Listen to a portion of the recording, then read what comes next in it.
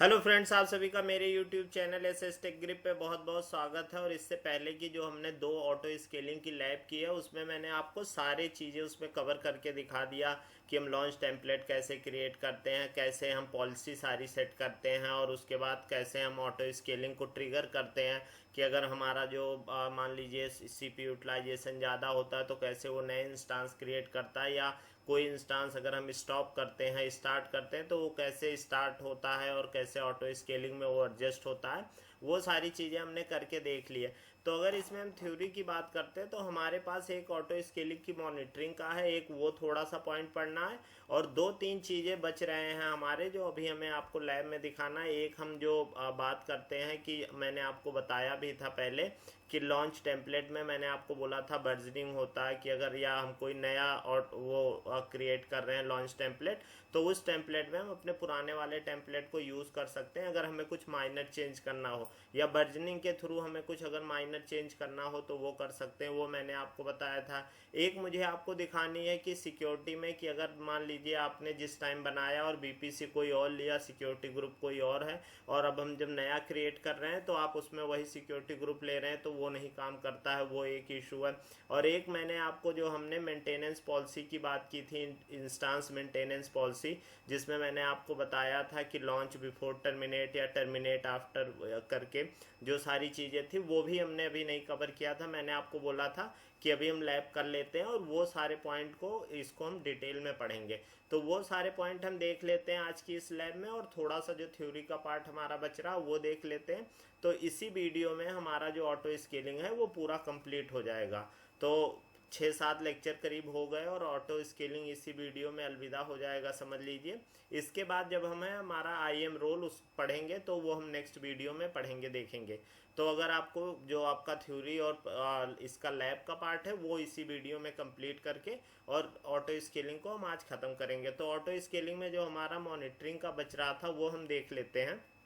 देखिए क्या होता है कि जैसे ऑटो स्केलिंग हम बोलते हैं कि मॉनिटरी और ऑटो स्केलिंग ग्रुप की जो ऑटो स्केलिंग है वो सही काम कर रहा है या नहीं कर रहा है, या अगर उस पर कुछ इशू आ रहा है, या मान लीजिए वो इंस्टांस ही नया क्रिएट कर रहा है या टर्मिनेट कर रहा है, तो कहीं ना कहीं आप चाहते हैं कि हमें उसका अपडेट रहे कि कब हमारा ऑटो स्केलिंग हाई गया, कब लो आया, या कब उसने इंस्टांस क्रिएट किया या टर्मिनेट किया, या कोई हेल्थ चेक फेल हुआ, ये सारी चीज़ें। तो इन्हीं सब के लिए जो सर्विसेज AWS में है कि कैसे वो ऑटो स्केलिंग इंस्टांस की हेल्थ चेक करता है और कैसे आप ऑटो स्केलिंग को मॉनिटर करेंगे, दोनों चीज़ें। तो वो हम देख लेते हैं क्योंकि बहुत इंपॉर्टेंट पार्ट मॉनिटरिंग भी है, क्योंकि बिना मॉनिटरिंग के आप डिसाइड नहीं कर पाओगे कि हाँ आपका ऑटो स्केलिंग या आपका इंस्टांस प्रॉपर वर्क कर रहा है कि नहीं।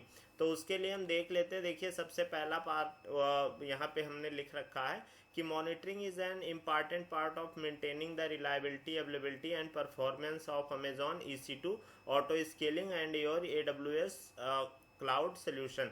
कि जो मॉनिटरिंग है वो बहुत इंपॉर्टेंट पार्ट है कि भाई आपकी अवेलेबिलिटी, परफॉर्मेंस और सारी चीज़ों के लिए आप उसको मॉनिटरिंग करोगे तभी तो डिसाइड कर पाओगे कि हाँ आपका सिस्टम सही चल रहा है। अगर मान लीजिए आपके ऑफिस में कोई एम्प्लॉई है तो आप जब उसको मॉनिटर करोगे उस पर क्या वो काम कर रहा है, कैसे वो ऑफिस आ रहा है, कैसे जा रहा है, तब आप डिसाइड कर पाओगे ना कि हाँ ये अच्छा एम्प्लॉई है, ये ख़राब एम्प्लॉई है, या ये काम नहीं कर रहा है, ये बहुत डेडिकेटेड एम्प्लॉई है। तो एक तरह से जो ऊपर का मैनेजमेंट होता है वो क्या करता, मॉनिटरिंग करता।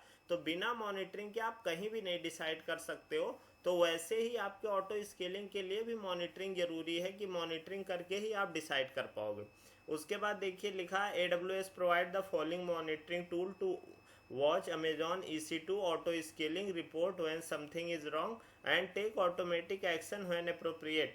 कि अब उसके लिए AWS हमें जो टूल है वो प्रोवाइड करता है कि जिसमें आप अपना ऑटो स्केलिंग का और EC2 इंस्टांस की मॉनिटरिंग कर सकते हैं। और अगर कुछ उसमें इशू आता है तो या तो ऑटोमेटिकली कि आपका ऑटो स्केलिंग ग्रुप ही उसको सॉल्व कर दे, या अगर आपको अपने एंड से भी लेना है तो आप वो एक्शन ले सकते हैं। तो वो आपको जानना बहुत ज़रूरी है कि मॉनिटरिंग टूल के थ्रू, जैसे मान लीजिए आपने मैक्सिमम लिमिट सेट कर रखी है 10 इंस्टांस की, कभी ऐसा हुआ कि भाई आपके पास ट्रैफिक बढ़ने लगी तो आपके पास ऐसा अलर्ट तो आए कि भैया अभी जो आपका लोड है वो 10 से ऊपर भी जा रहा है, तो क्या आप बढ़ाना चाहोगे या नहीं बढ़ाना चाहोगे, या उसको देखोगे।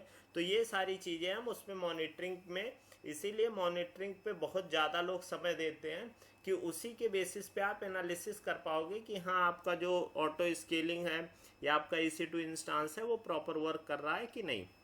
तो उसमें देखिए पहला ऑप्शन आपके पास है हेल्थ चेक, जो हम अभी तक देखते भी आए हैं कि क्या होता है कि आपका ऑटो स्केलिंग एक तरह से जो आपका इस सिस्टम चेक 2x2 होता है, वैसे ही auto scaling group regular interval पे हेल्थ चेक करता रहता है कि वो देखेगा कि हाँ EC2 इंस्टांस आपका वर्किंग है कि नहीं। अगर मतलब स्टेटस चेक उसका 2x2 है या नहीं, नहीं तो वो उसको फिर टर्मिनेट करके एक नया क्रिएट करेगा। तो वो रेगुलर इंटरवल पे आपका हेल्थ चेक करता रहता है। तो देखिए Amazon EC2 auto scaling periodically perform health check on the instance in your auto scaling group की जो उसमें आपके इंस्टांस है वो मैंने आपको पहले भी बताया था कि वो रेगुलर इंटरवल पे हेल्थ चेक करता रहता है और उस बेसिस पे वो डिसाइड करता है। दूसरा देखिए आपके पास ऑप्शन है AWS हेल्थ डैशबोर्ड। अब ये एक तरह से डिटेल एनालिसिस करता है कि आप पे कुछ इशू आ रहा हो, अगर मान लीजिए आपने उसको नोटिफिकेशन के साथ कर रखा तो वो आपको प्रोवाइड भी करेगा ये पूरा डिटेल में कि किस रीजन में हो रहा है, क्या इशू आ रहा है, उसको पूरा डिटेल में वो दिखाता है। तो AWS health dashboard display information and also provide notification that are invoked by changes in the health of AWS resources। कि कुछ भी अगर चेंज हो रहा है या मान लीजिए आपको नोटिफिकेशन चाहिए, वो पूरा डिटेल में, जैसे आप ऐसे समझो एक तरह का जैसे मेल होता उस फॉर्मेट में रहेगा कि सब कुछ उसमें डिटेल भी लिखी रहेगी और उसके बाद वो आपको पूरा किस रीजन में है, क्या इशू आया है, सब कुछ वो उसको आपको डिटेल में वो पूरा बताता है।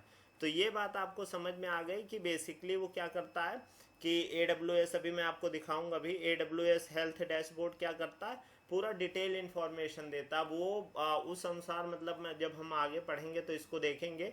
वो दो तरह का होता है, एक आप रिसेंट जो आपके आ रहे हैं नोटिफिकेशन, एक उसको, या आप प्रीवियस जो है उसको भी एक्सेस कर सकते हो। जैसे मान लो उसमें 90 डेज़ का होता है कि आप 90 डेज़ में करके देख लो कि भैया क्या क्या इशू आया, उस बेसिस पे हम आगे वो ध्यान रखेंगे या उस तरह का काम करेंगे। जैसे मान लीजिए डेली इशू आ रहा है शाम में, या तो आप वो बोलोगे कि भाई इस टाइम क्या प्रॉब्लम है, उसको कैसे रिजॉल्व किया जाए, ये सारी चीज़ें।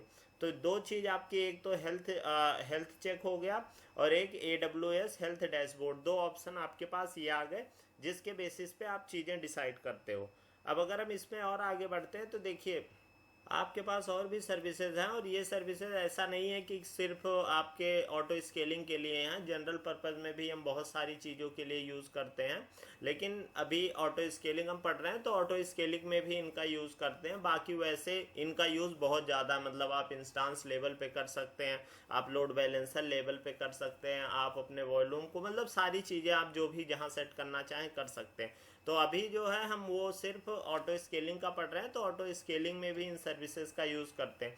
अब उसमें देखिए ये है Amazon simple notification service, SNS जो होता है, इसको हम आगे डिटेल में पढ़ेंगे। मैं आपको दिखाऊंगा कि कैसे हम अगर ईमेल अपनी वेरीफाई कर देते हैं और उसके बाद अगर हमने कुछ सेट कर रखा है कि जैसे CPU यूटिलाइजेशन 80% हो, हमें मेल आ जाए, तो वो मेल आएगा तो आप उसको देख सकते हैं। क्योंकि आप हमेशा AWS कंसोल को लॉगिन करके नहीं बैठ सकते हो, पर मेल आपके फ़ोन में खुला होता है, या मान लीजिए सिस्टम है तो आपके पास तुरंत जो है मेल का नोटिफिकेशन आ गया, आप तुरंत कहीं आते जाते अपने फ़ोन में भी देख सकते हैं कि भाई स्मार्ट वॉच होती है उसमें देख सकते हैं कि कुछ इशू आया, तो आप अपना लैपटॉप या वो ओपन करके वो इशू रिजॉल्व कर सकते हैं या देख सकते हैं क्या प्रॉब्लम आई है।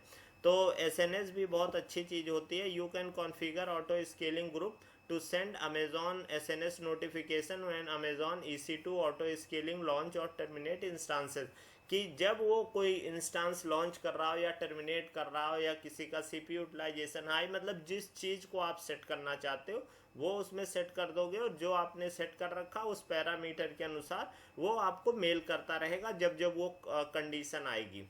और अगला उसके बाद आपका है क्लाउड ट्रेल। अब क्लाउड ट्रेल भी का जो यूज़ अगर आप देखोगे तो ये बहुत मतलब ज़्यादा एरिया में होता है कि लोग इसको मॉनिटरिंग करते हैं कि भाई कौन सा बंदा हमारा कौन सा इंस्टांस क्रिएट किया, कौन सा लॉन्च किया, कौन सा स्टॉप किया, कौन सा टर्मिनेट किया, क्या उसने क्रिएट किया, कौन कौन सा AWS में लॉगिन किया अकाउंट में, और क्या क्या एक्टिविटी की। ये सारी चीज़ें आप जो है क्लाउड ट्रेल में मॉनिटरिंग कर सकते हो। पूरा एरिया वो कवर करता। बट इसका यूज़ आप ऑटो स्केलिंग में भी कर सकते हो कि जब आपको कभी ज़रूरत है तो आप उस बेसिस पे ऑटो स्केलिंग में यूज़ कर लीजिए। With AWS CloudTrail you can track the calls made to the Amazon EC2 auto scaling API by or on behalf of your AWS account, कि आप अपने AWS अकाउंट के बिहाफ पे जो भी चीज़ें आपको जाननी है वो सारी चीज़ें आप जान सकते हो। तो आप ऑटो स्केलिंग से रिलेटेड भी अगर उसमें कुछ एक्टिविटी हुई है तो वो आप ट्रैक कर सकते हो कि भाई किसी ने हमारे में जो मैक्सिमम लिमिट थी वो चेंज करके या दूसरा ऑटो स्केलिंग क्रिएट किया या कुछ किया, तो वो सारी चीज़ें आप क्लाउड ट्रेल में मॉनिटरिंग कर सकते हैं। उसके बाद आपका आता है Amazon cloud watch. Amazon cloud watch तो आपको मैंने दिखाया भी था जब हम लोग BPC में फ्लो लॉग पढ़ रहे थे, तो मैंने आपको दिखाया था कि क्रिएट होकर और कैसे वहाँ पे डाटा आ रहा।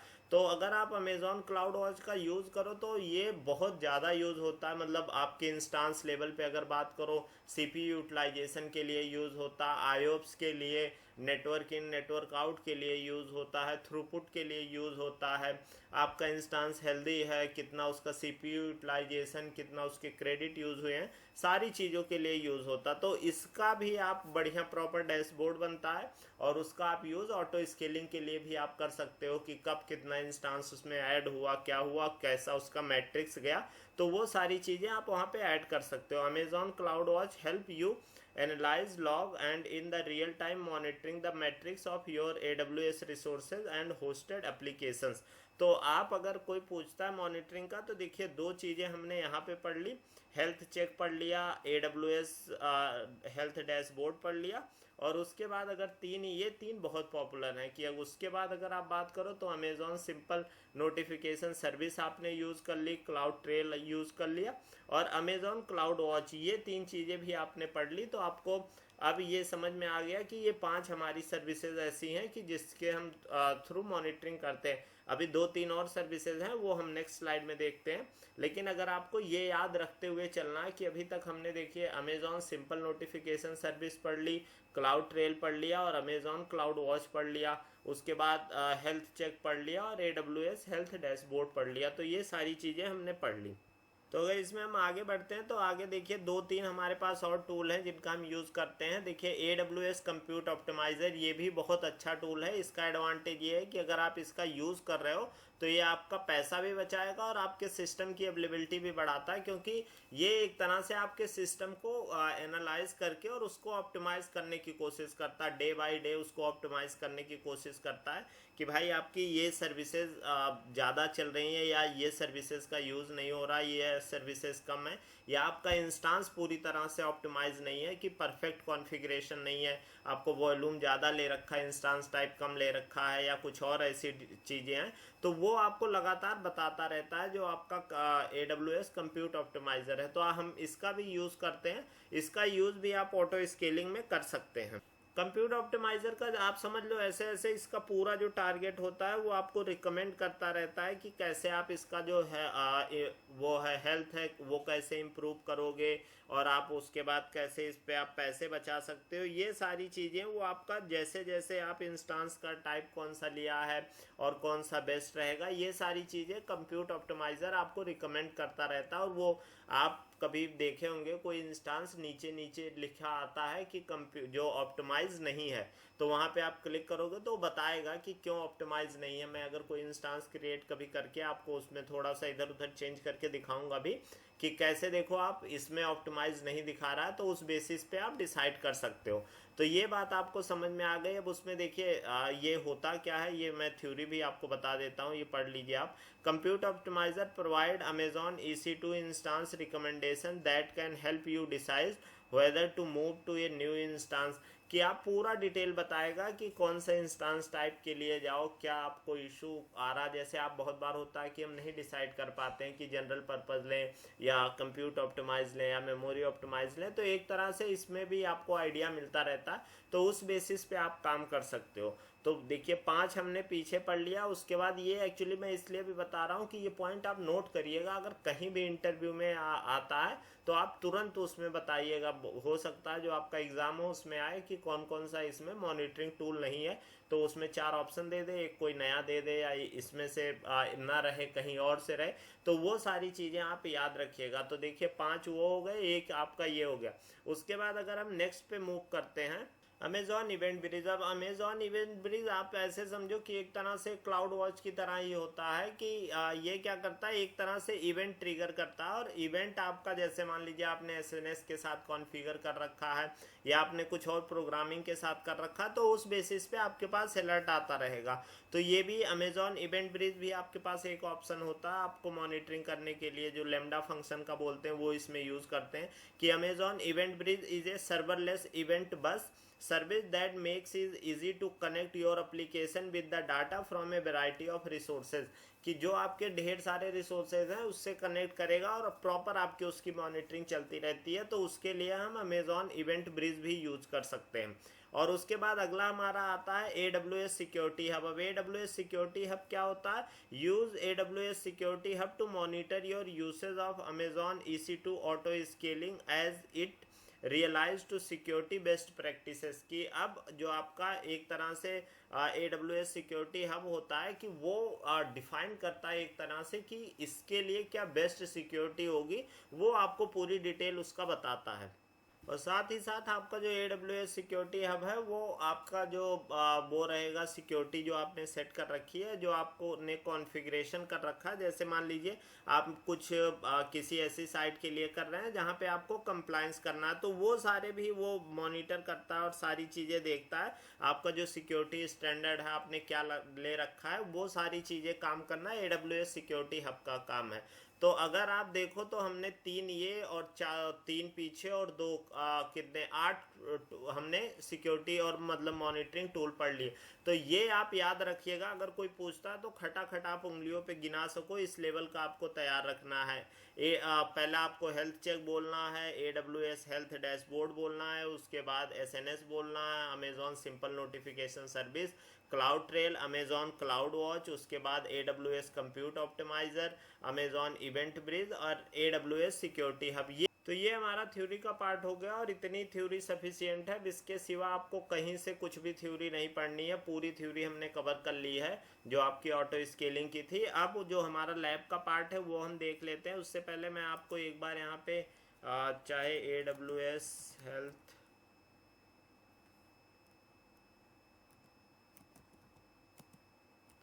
डैशबोर्ड आपको एक बार दिखा देता हूँ। यहाँ पे अगर आप देखोगे तो ये है AWS डॉक्यूमेंटेशन। सारी चीज़ें जो मैं पढ़ाता हूँ सारी डॉक्यूमेंटेशन में है, तो आप वहाँ से डॉक्यूमेंट के थ्रू सारी चीज़ें बहुत डिटेल में पढ़ सकते हैं। और पूरी PDF पड़ी हुई है, आप बहुत अच्छे से उसको समझ सकते हैं, कोई इशू नहीं है। जैसे देखिए इस तरह का आपका आता है, देखिए ये कुछ आपका ऐसे आया है जो डैशबोर्ड है, वो इस तरह का आपका मैसेज आया। जैसे देखिए इसने ऑपरेशन इशू है, EC2 इंस्टांस है, और कब ये इशू स्टार्ट हुआ क्या है, उसके बाद पूरा डिटेल उसके बारे में लिखा। तो इस तरह से आप सारी चीज़ें आप उसको वहाँ पे देख सकते हैं। अगर आप इसको हेल्थ डैशबोर्ड को हम यहाँ पे ऑटो स्केलिंग कर देंगे आप, तो ऑटो स्केलिंग का भी वो दिखाएगा कि ऑटो स्केलिंग से रिलेटेड वो कैसे आता है। तो वो सारी मतलब डॉक्यूमेंट AWS का मुझे बहुत अच्छा लगता है कि अगर आप कुछ भी आपको इशू आ रहा है इधर उधर पूछने से अच्छा आप डॉक्यूमेंट पे जाओ।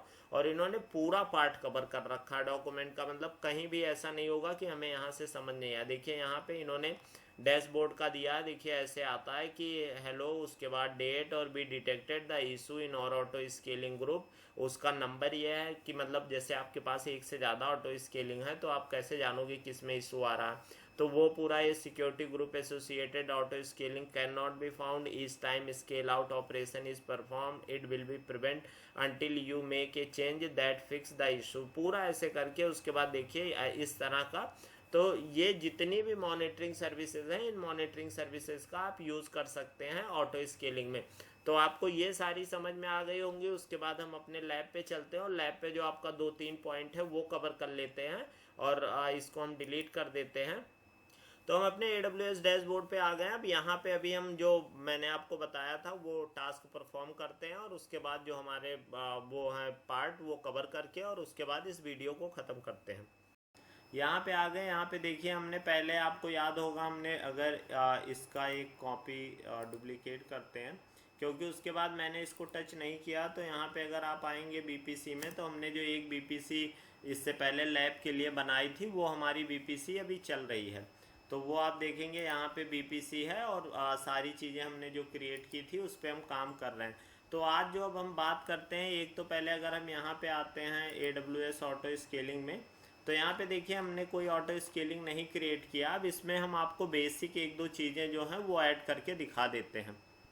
तो देखिए, अगर जैसे आप क्रिएट पे आते हैं, तो मान लीजिए हमने यहाँ पे नाम दे दिया टेस्ट ऑटो करके, और उसके बाद आप लॉन्च टेम्पलेट पे आते हैं। लॉन्च टेम्पलेट हमारे यहाँ पे कोई क्रिएट नहीं है, तो लॉन्च टेम्पलेट हम एक क्रिएट करते हैं यहाँ पे, और लॉन्च टेम्पलेट को मान लीजिए हम टेस्ट नाम दे देते हैं, और यहाँ पे आके फिर इसका वर्जन भी जो डिटेल है वो हम टेस्ट रख देते हैं। और अभी हम आपको दिखा रहे हैं कि अभी हम बेसिक एक जो है वो क्रिएट कर रहे हैं। उसके बाद इसमें हमने उबंटू मान लीजिए ले लिया, एक हमने यहाँ पे उबंटू सेलेक्ट कर लिया, और बाकी अभी हमें कुछ लॉगिन वगैरह नहीं करना है। तो टाइप यहाँ पे हम माइक्रो ले लेते हैं। की हमें ज़रूरत नहीं है, तो की रहने देते हैं, सबनेट भी रहने देते हैं। बाकी कैसे सेलेक्ट करते हैं वो सारी चीज़ें मैंने आपको दिखाई है। सिक्योरिटी ग्रुप हमारे पास ऑटो सिक्योरिटी है, वो सेलेक्ट कर लेते हैं। अभी इन सब का हम यूज़ नहीं करेंगे, मैं सिर्फ आपको दिखा रहा हूँ, तो ध्यान रखिएगा कुछ लॉगिन वगैरह नहीं करना है। और बाकी डिटेल जो है हमें कुछ भी नहीं करना है, बस हमें उसके बाद लॉन्च कर देना। ये आपका जो मैंने लॉन्च टेम्पलेट को मैंने आपको पिछले लैब में बहुत अच्छे से दिखाया था, उसमें यूज़र डाटा का कैसे यूज़ करते हैं, सबनेट का कैसे यूज़ करते हैं, सब कुछ। तो ये आपका एक लॉन्च टेम्पलेट क्रिएट हो गया। अब अगर मान लीजिए जैसे आपने ये लॉन्च टेम्पलेट क्रिएट कर दिया, मैंने आपको बताया था कि एक होता है लॉन्च टेम्पलेट वर्जनिंग, कि आपको एक कुछ नया इसमें चेंज करके और अपडेट करना है। अगर मान लीजिए अभी आपने जैसे T2 इस माइक्रो लिया, अभी आपकी कंपनी ने कहा कि नहीं भाई लोड बढ़ गया, अब हम माइक्रो में नहीं, अब हम स्मॉल में मूव करेंगे। तो आपको क्या करना है, पूरा एक तो आपके पास ये ऑप्शन है कि नया लॉन्च टेम्पलेट पूरा क्रिएट करें सारी डिटेल के साथ, तो वो उसमें ज़्यादा टाइम लगेगा। तो आप क्या कर सकते हैं, यहाँ पे आएंगे, ये देखिए हमने टिक किया, और यहाँ पे एक्शन में आएंगे। देखिए एक्शन में ऑप्शन दिया हुआ है कि यहाँ पे अगर आप आएंगे, देखिए modify template create new version, कि आप एक नया जो है वो क्रिएट कर सकते हैं, और वो एक नया वर्जन बन जाएगा। तो यहाँ पे जब आप क्रिएट करोगे तो जो सारी डिटेल हैं वो वही आएंगी। तो इसको अगर मान लीजिए हम कुछ नाम देना चाहें, 2 कर देते हैं, और बाकी आप यहाँ पे देखोगे कि जो हमने सेलेक्ट किया था, जो हमने उबंटू सेलेक्ट किया था वही आया, इंस्टांस टाइप वही आया, कि हमने नहीं सेलेक्ट किया था, सबनेट नहीं सेलेक्ट किया था, सिक्योरिटी ग्रुप सेलेक्ट किया था, और उसके बाद ये जो डिटेल सेलेक्ट की थी, तो सारी यही आई है। आप देख रहे होंगे जितनी ली थी वही आई है। अब मान लीजिए आपको क्या करना था कि कोई एक चीज़ या दो चीज़ चेंज करनी थी। अगर मान लीजिए जैसे इसमें है, आपकी जो मशीन थी, अभी आप उबंटू ले रहे थे, उसके बाद उन्होंने बोला कि ऐसा उबंटू नहीं लेना आपको, जो अमेज़ॉन मशीन इमेज ले लेनी है।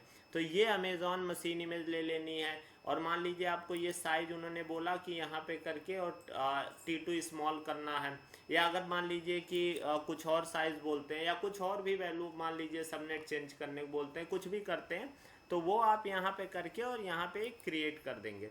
तो जैसे ही आपने लॉन्च टेम्पलेट क्रिएट किया, तो आप देखोगे यहाँ पे, देखिए अब आपके पास डिफ़ॉल्ट वर्जन 1 है और लेटेस्ट वर्जन 2, तो आपको दिख तो एक रहा, लेकिन ये टेम्पलेट कितने हैं आपके पास, 2 हो गए हैं।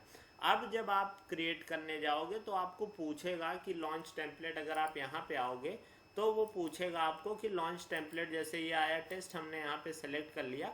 अब देखिए यहाँ पे आने लगा कि आपको डिफ़ॉल्ट वर्जन 1 लेना है या 2 लेना है। तो अब पहले जो आपके पास ऑप्शन था वो नहीं था, अब वो आ गया। यहाँ पे देखिए आप लॉन्च टेम्पलेट दूसरा जो है वो वर्जन क्रिएट हो गया। तो ये होती है लॉन्च टेम्पलेट की वर्जनिंग, जो मैंने थ्योरी में पढ़ाया था, इसीलिए मैंने बता दिया कि हो सकता है आपको पता ना हो और बाद में पता लगे कि वर्जनिंग क्या होती है, आपको बस थ्योरी पता रहे। तो अब आप ये समझ जाओगे, तो अगर किसी को समझाना भी चाहोगे तो समझा सकते हो। अब मान लीजिए कुछ ऐसा इशू आया कि आपका इंडस्ट्री ने बोला कि नहीं नहीं भैया, जो हम अमेज़ॉन जा रहे थे उसके लिए, मशीन इमेज के लिए और स्मॉल के लिए, उसको हटा देते हैं। अभी हमें क्या है, जो हमारा पुराना सेटअप था वही है। तो एक तो ये है कि आप इसको रहने दो, और जहाँ जहाँ जब यहाँ पे जैसे में हमने क्रिएट किया तो यहाँ पे 1 वाला ही लो। और अगर आप चाहते हो कि नहीं हमें उसकी जगह एक दूसरा बनाएंगे दो, तो आप इसको सेलेक्ट है यहाँ पे, और यहाँ पे आके, और यहाँ पे देखिए जो डिलीट है, डिलीट टेम्पलेट वर्जन, यहाँ पे आप आके डिलीट कर सकते हो। अब जब यहाँ आप आओगे तो वो पूछे एक तो जो हमारे पास अभी एक है डिफ़ॉल्ट, उसको तो आप डिलीट नहीं कर सकते हो। अगर आपके पास 2 3 4 5 6 जो भी बने होते तो उसमें पूछता कि आपको कौन सा डिलीट करना। तो हमने बोला जो हमारा दूसरा वाला वर्जन है उसको डिलीट करना। तो इसको आप यहाँ पे डिलीट कर दोगे तो अब आपके पास देखो सिर्फ एक बचा जो आपने पहले क्रिएट किया था। अब यहाँ पे अगर आप आओगे तो अभी देखिए यहाँ पे 2 दिखा रहा है। अभी जब आप इसको रिफ्रेश एक बार कर दोगे तो फिर 2 दिखाना बंद कर देगा। यहाँ पे अगर मान लीजिए मैं टेस्ट नाम दे देता हूँ, अब यहाँ पे देखिए केवल 1 दिखा रहा, 2 दिखाना बंद कर दिया। तो ये बात आपको समझ में आ गई कि वर्जनिंग आपको कैसे बढ़ानी है, कैसे डिलीट करनी है, कैसे हटानी है, वो सारी चीज़ें आपको समझ में आ गई। तो ये जो मैं आपको बता रहा था। अब मान लीजिए हमें क्या करना है, एक नया लॉन्च टेम्पलेट क्रिएट करना है। अब यहाँ पे देखिए जो इसमें और सारी चीज़ें हैं वो ऐड करने की, डिलीट टेम्पलेट, इसको आपको हटाना हो और सारी चीज़ें आप यहाँ से उसको चेंज कर सकते हैं।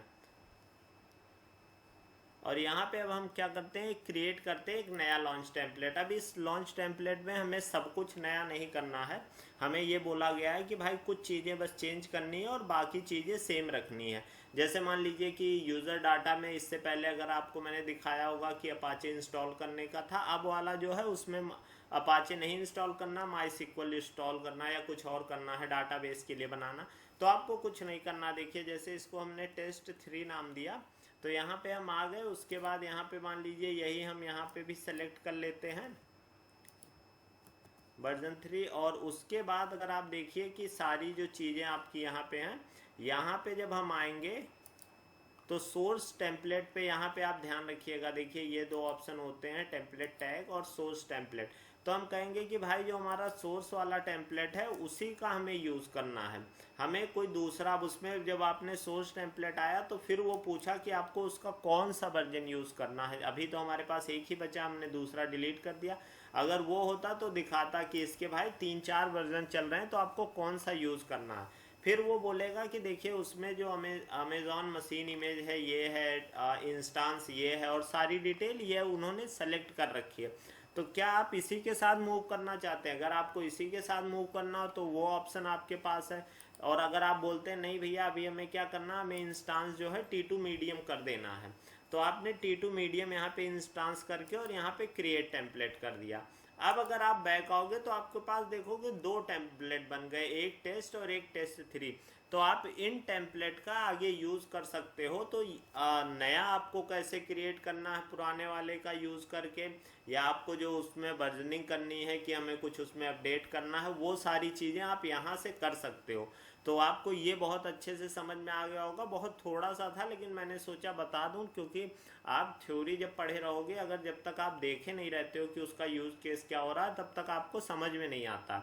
तो ये बात आपको क्लियर समझ में आ गई। उसके बाद अगर हम आते हैं यहाँ पे, इसमें एक पॉइंट और मैं बताऊंगा, उसके बाद जो चीज़ें रहेंगी वो सारी हम लैब करवा चुके हैं, साइज बढ़ा के और सब घटा उठा के, तो वो हम देख ही चुके हैं।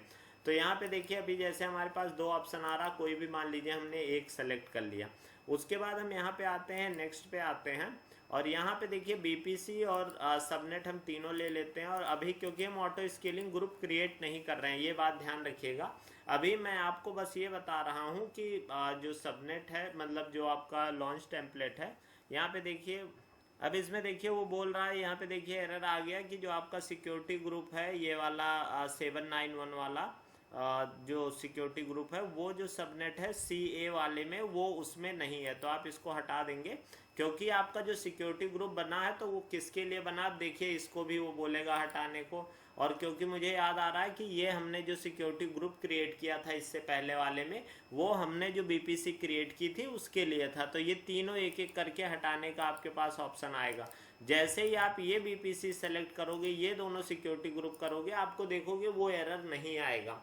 तो एक और पॉइंट आप ये ध्यान रखिएगा कि यहाँ पे देखिए जो एरर आता है, ये ध्यान रखना कि जो आपका सिक्योरिटी ग्रुप है और जो आप जिस बीपीसी में काम कर रहे हैं उसी में हो। जैसे हम देखिए यहाँ पे डिफ़ॉल्ट बीपीसी ले रहे थे और पहले जो हमने क्रिएट किया था सिक्योरिटी ग्रुप इससे पहले वाली लैब में, उसमें हमने जो है जो माई बीपीसी करके था उसमें क्रिएट किया था। तो देखिए वो एरर आ रहा था कि वो डिफरेंट ग्रुप है। तो अभी ये देखिए हम यहाँ पे क्रिएट करेंगे, नेक्स्ट पे आ जाएंगे, लोड बैलेंसर और ये सारी चीज़ें अगर चाहें तो हम सेलेक्ट भी कर सकते हैं। यहाँ पे लोड बैलेंसर हमारे पास है या हटा देते हैं। उसके बाद हम यहाँ पे आएंगे तो हम नेक्स्ट पे करेंगे। अब देखिए यहाँ पे डिज़ायर्ड कैपेसिटी, मिनिमम कैपेसिटी और मैक्सिमम कैपेसिटी, इसकी हम बात कर चुके थे, तो इसमें हमें कुछ नहीं बात करनी है।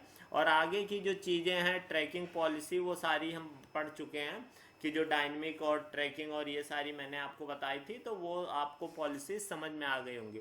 इसमें अगर आपको याद होगा पिछली लैब में हमने एक पॉइंट ये नहीं कवर किया था, क्योंकि उस दिन हम बना रहे थे तो मैंने बोला था ये आपको मैं थोड़ा डिटेल में और आगे बढ़ाऊंगा। तो आज की लैब में एक देखिए मेरा जो टारगेट था वो वर्जनिंग का था, कैसे उसका यूज़ कर सकते हैं। दूसरा जो आपका था सिक्योरिटी वाला, वो जानना बहुत ज़रूरी है कि सिक्योरिटी ग्रुप जिसमें आपका क्रिएट होगा उसी में आपका जो बीपीसी है उसी बीपीसी में आपका ऑटो स्केलिंग ग्रुप बनना चाहिए, नहीं तो सिक्योरिटी ग्रुप डिफरेंट कर जाएगा।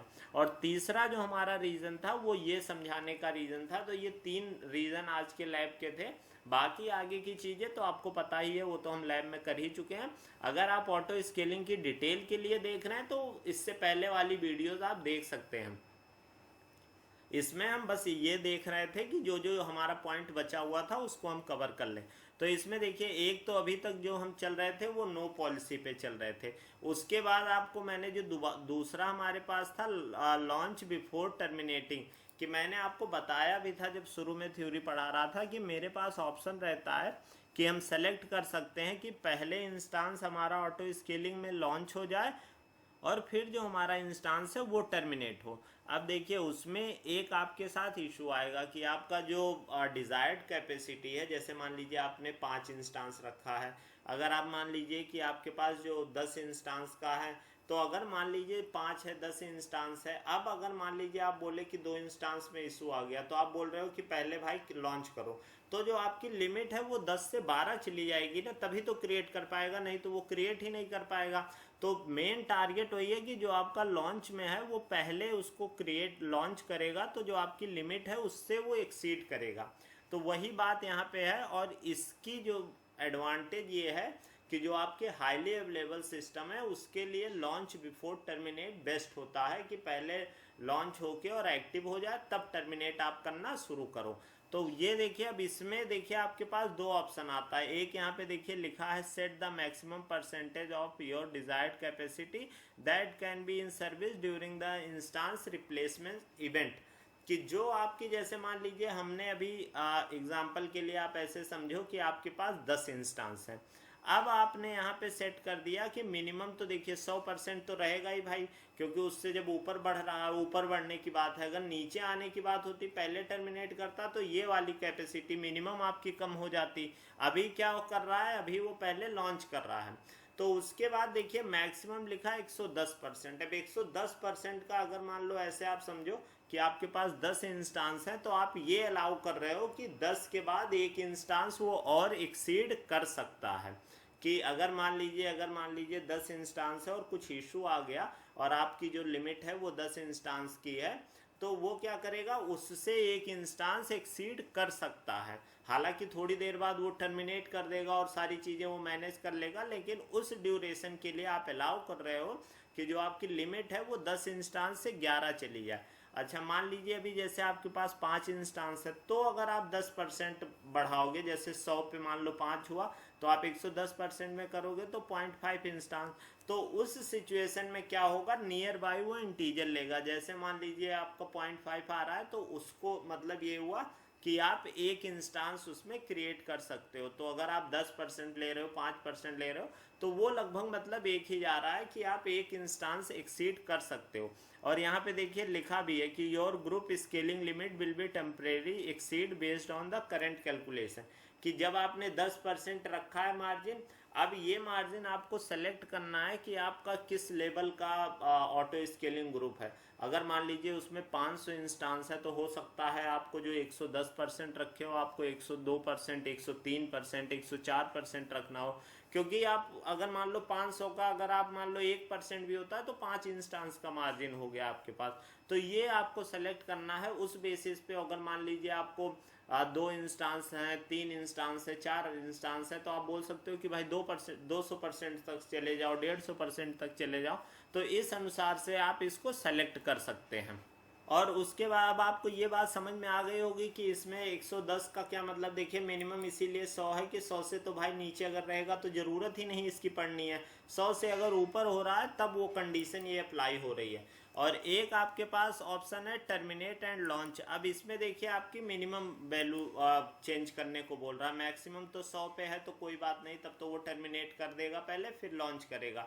लेकिन वो बोल रहा है कि भाई जैसे मान लीजिए आपने मिनिमम वैल्यू सेट कर रखी है 2 और आपका एक इंस्टांस इशू कर गया, तो अब वो पहले टर्मिनेट करेगा तो वैल्यू आपकी कम आएगी ना, डिजायर्ड कैपेसिटी और आपकी जो मिनिमम लिमिट है दोनों से।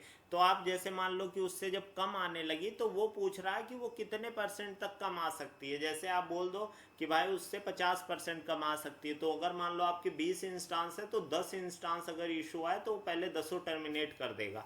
तो ये आपको ध्यान रखना है कि जो आपकी ये होती है टर्मिनेट करने की, उसमें आपको मिनिमम वैल्यू सेट करनी है कि कितने परसेंट तक मिनिमम हम आ सकते हैं, और लॉन्च बिफोर टर्मिनेट में आपको एक्सीड करनी है कि कितने परसेंट तक आप जा सकते हैं। ये बात आपको समझ में आ गई। जैसे मान लीजिए आपके पास अगर 10 इंस्टांस से 90% आप सेलेक्ट कर दिए तो आपने ये अलाउ कर दिया कि हाँ भाई एक इंस्टांस तुम टर्मिनेट कर सकते हो, उससे ज़्यादा नहीं। एक इंस्टांस टर्मिनेट करो, उसकी जगह नया लॉन्च करो, फिर टर्मिनेट करो, फिर लॉन्च करो, जैसे भी एडजस्ट करना है। लेकिन आप एक से ज़्यादा नहीं कर सकते हो। अभी आपको इसको 80 अगर कर दोगे तो 2 इंस्टांस का अलाउ हो गया। तो इस तरह से आपकी जो होती है टर्मिनेट, एक तो आपकी होती है लॉन्च बिफोर टर्मिनेटिंग। ये पॉइंट इसलिए मैं बता रहा हूँ कि इंटरव्यू में ये सब पॉइंट बहुत अच्छे से पूछते हैं, क्योंकि उन्हें पता होता है कि अगर ये सब बता दिया तो बंदे को नॉलेज है,